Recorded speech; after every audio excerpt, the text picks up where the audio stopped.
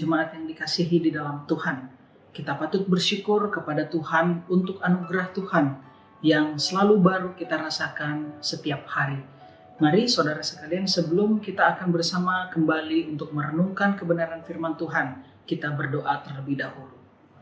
Bapa kami di dalam surga, kami menaikkan puji dan syukur kami atas pertolongan Tuhan, karya anugerah Tuhan, dan juga penyertaan Tuhan yang selalu baru dan nyata kami rasakan di dalam kehidupan kami. Ya Tuhan, pada pagi hari ini kami bersama hendak merenungkan kebenaran firman Tuhan. Kami berdoa biarlah Tuhan boleh sertai kami, dan biarlah renungan firman Tuhan dan pembacaan Alkitab pada pagi hari ini juga boleh menjadi bagian di dalam kehidupan kami yang boleh mengubah hidup kami, dan kami juga boleh dimampukan untuk melakukan kebenaran firman Tuhan ini. Demi Tuhan Yesus Kristus, kami mengucap syukur dan menyerahkan pemberitaan firman Tuhan pagi ini ke dalam tangan pimpinan-Mu. Amin. Saudara sekalian, pagi ini kita akan bersama merenungkan bagian firman Tuhan di dalam Lukas 22 ayat yang ke-3 hingga ayat yang ke-6 di bawah satu perikop judul Yudas mengkhianati Yesus. Maka masuklah iblis ke dalam Yudas yang bernama Iskariot, seorang dari kedua belas murid itu. Lalu pergilah Yudas kepada imam-imam kepala dan kepala-kepala pengawal bait Allah dan berunding dengan mereka bagaimana ia dapat menyerahkan Yesus kepada mereka. Mereka sangat gembira dan bermufakat untuk memberikan sejumlah uang kepadanya. Ia menyetujuinya dan mulai dari waktu itu ia mencari kesempatan yang baik untuk menyerahkan Yesus kepada mereka tanpa setahu orang banyak. Sedemikian jauh pembacaan firman Tuhan kepada kita pada pagi hari ini. Jemaat yang dikasihi dalam Tuhan, ada sebuah pepatah Tiongkok yang berkata demikian. Fukui erjiao cei ci ciu. Membanggakan harta kekayaan dan jabatan tinggi akan meninggalkan bahaya bagi diri sendiri. Maafkan saya bila jika ada pelafalan yang salah dari peribahasa tadi. Saudara, bahkan sebuah pengajaran dari timur mengatakan bahwa sebenarnya manusia memerlukan harta kekayaan di luar tubuhnya, namun yang terpenting adalah harta dalam hatinya. Jemaat Tuhan, semua kutipan ini ada benarnya. Dalam teologi Kristen, kita percaya bahwa umat percaya jangan sampai mengikatkan diri atau terikat dirinya pada materi atau harta. Materi memang perlu di dalam kehidupan ini, namun materi bukanlah segalanya. Bahkan dalam 1 Timotius 6 ayat yang ke-10 dituliskan bahwa akar segala kejahatan adalah cinta akan uang. Pagi ini kita akan belajar sebuah kisah dari perjalanan pelayanan Yesus sebelum ia pergi menuju Bukit Golgota. Sebuah kisah ironi tentang pengkhianatan seorang murid dan teman bernama Yudas Iskariot. Saudara sekalian, ayat ketiga mengawali cerita ini. Alkitab menuliskan bahwa iblis menguasai hati Yudas. Dalam Injil yang lain dituliskan bahwa iblis berbisik di dalam hatinya. Sebelum kisah ini, kita melihat bahwa Injil menggambarkan Yudas sebagai seorang yang sangat responsif jika berhubungan dengan uang, saudara. Misalkan saja peristiwa dalam Yohanes 12 ayat yang keempat dan kelima. Peristiwa di mana seorang bernama Maria yang kemudian diceritakan mengurapi kaki Yesus.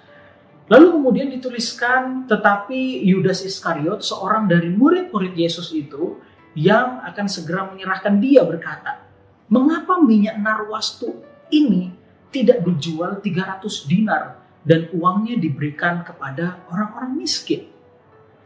Meskipun kelihatannya sekilas apa yang dikatakan oleh Yudas Iskariot ini benar, namun sesungguhnya Yudas memiliki masalah mengenai harta.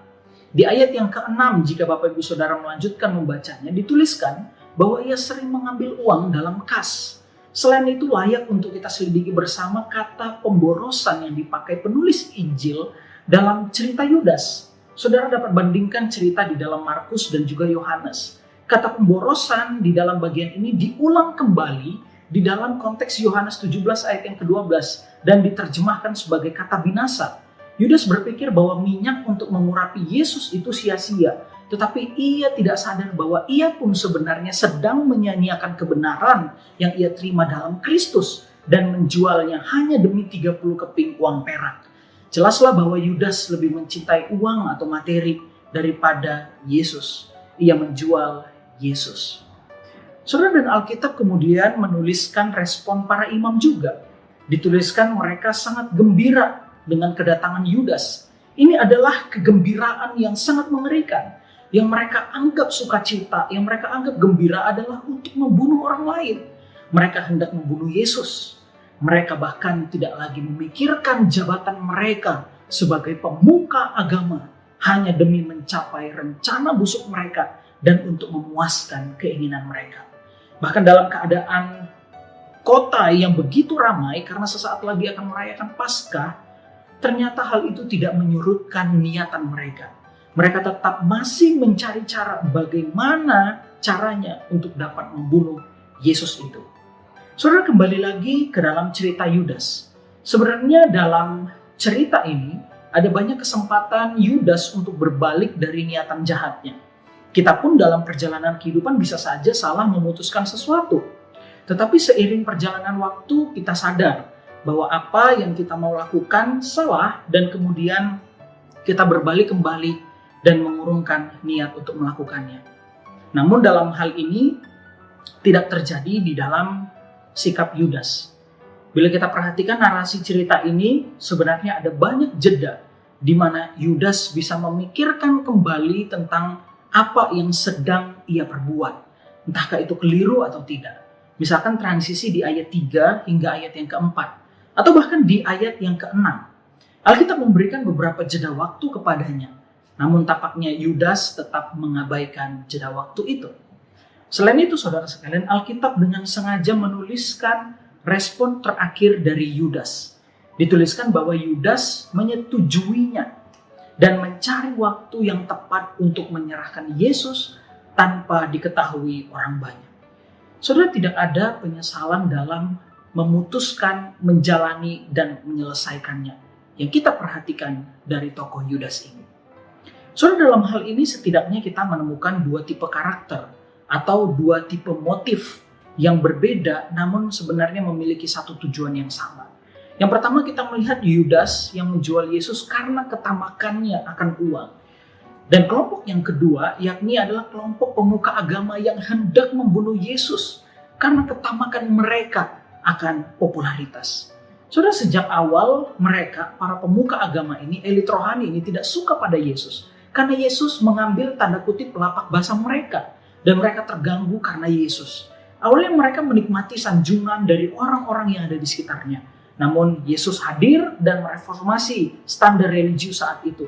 Dan orang-orang mulai terbuka matanya dan tahu yang mana sesungguhnya rabi atau pengajar yang benar. Di atas semua penjelasan di atas, peristiwa pengkhianatan Yudas ini sebenarnya diikat di dalam konteks yang lebih besar. Yakni pekerjaan Allah versus pekerjaan dari iblis. Iblis secara aktif menipu dan memperdaya manusia dengan tipu daya dosa yang membinasakan. Berbanding terbalik dengan pekerjaan Kristus yang menebus manusia dari dosa dan memberikan kehidupan yang kekal dalam damai dan sukacita yang tiada akhir itu. Saudara sekalian, di sepanjang kisah penderitaan Yesus, kita akan lebih jelas melihat betapa bobroknya efek dosa itu dan betapa mulianya karya Allah yang menebus dosa manusia. Maka dari itu tetap waspada akan tipu daya iblis. Iblis dapat menipu kita sehingga kita berpikir bahwa kebahagiaan dapat kita dapatkan di dalam uang, popularitas, kecantikan, kecakapan, bahkan kuasa. Tanyakan saudara kepada Michael Jackson, apakah popularitas dapat memberinya kebahagiaan? Tanyakan pada Marilyn Monroe, apakah kecantikan dapat memberinya kebahagiaan dalam hidup? Tanyakan pada Getúlio Vargas, Presiden Brazil, apakah kuasa memberinya kebahagiaan? Tanyakan kepada Adolf Merkel, orang terkaya yang ada di Jerman, apakah harta dapat memberinya kebahagiaan? Saudara, bukankah jawaban dari semua tokoh itu adalah tidak, saudara? Buat apa kita senang saat ini bila ternyata di dalam kekekalan kita merana? Maka dari itu jangan jual Kristus demi apapun dalam dunia ini, saudara. Katakan pada diri sendiri bahwa Kristus adalah harta yang paling berharga yang saya miliki di dalam dunia ini dan selamanya. Bahkan dalam dunia yang penuh dengan kesulitan ini, saudara, kita tersadar bahwa sebenarnya hanya Kristus yang sungguh-sungguh dapat mengisi kebutuhan terbesar di dalam kehidupan dan jiwa manusia itu sendiri. Kiranya kebenaran firman Tuhan hari ini juga boleh menjadi pengingat bagi kita untuk kita boleh menjalani kehidupan kita di dalam perspektif iman Kristen yang benar.